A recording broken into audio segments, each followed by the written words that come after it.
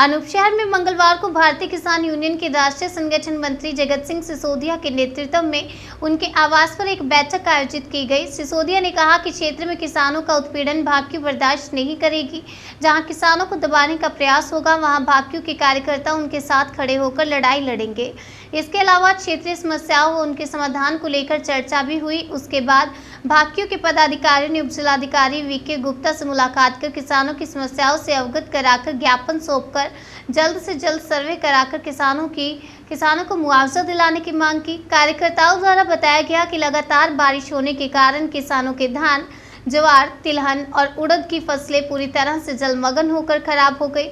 इसके अलावा खेतों में जलभराव से धान की कटी फसल भी खराब हो गई। इससे किसानों के सामने समस्या खड़ी हो गई है। किसान के नुकसान का सर्वे कराकर मुआवजा दिलाने की मांग की है। सिसोदिया ने यह भी बताया, अनूप शहर अनाज मंडी में प्रतिदिन पनप रहे भ्रष्टाचार को रोकना बेहद आवश्यक है, जिसके संबंध में पूर्व में भी निरंतर उप जिलाधिकारी को अवगत कराते आ रहे हैं।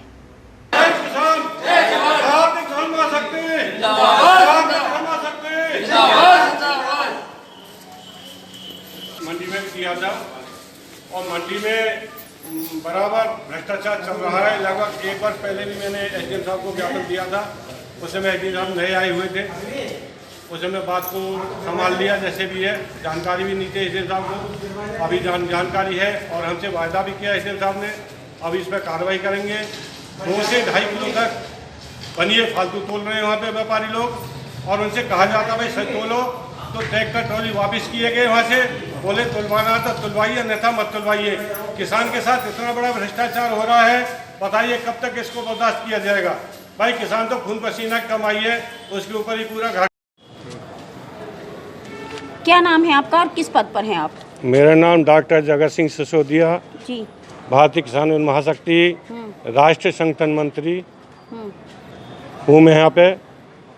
और यहाँ पे आने का मेन मकसद मेरा ये है कि हमारे यहाँ बराबर हो रहे भ्रष्टाचार, विशेषकर अनाज मंडी अनूप शहर के अंदर आज से लगभग 1 वर्ष पहले पूर्व में मैंने एसडीएम साहब, तहसीलदार साहब, सचिव साहब को बुला करके उनको ज्ञापन दिया था। उनसे बात हुई थी, लेकिन आज सही 1 साल के उसके बीच में भी मैंने कई बार इनको ज्ञापन दिए हैं, बातें भी हुई हैं, लेकिन भ्रष्टाचार का समाधान आज तक नहीं हो पाया। बराबर वहाँ पर भ्रष्टाचार चल रहा है।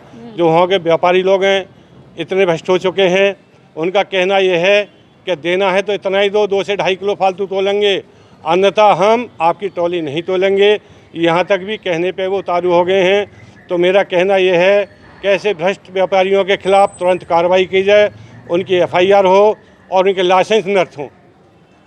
तो आपने याद करी हैं? मैंने 1 वर्ष पहले भी ज्ञापन दिया था और लगभग 2-3 बार पहले बीच में दे चुका हूं मैं एसडीएम साहब को।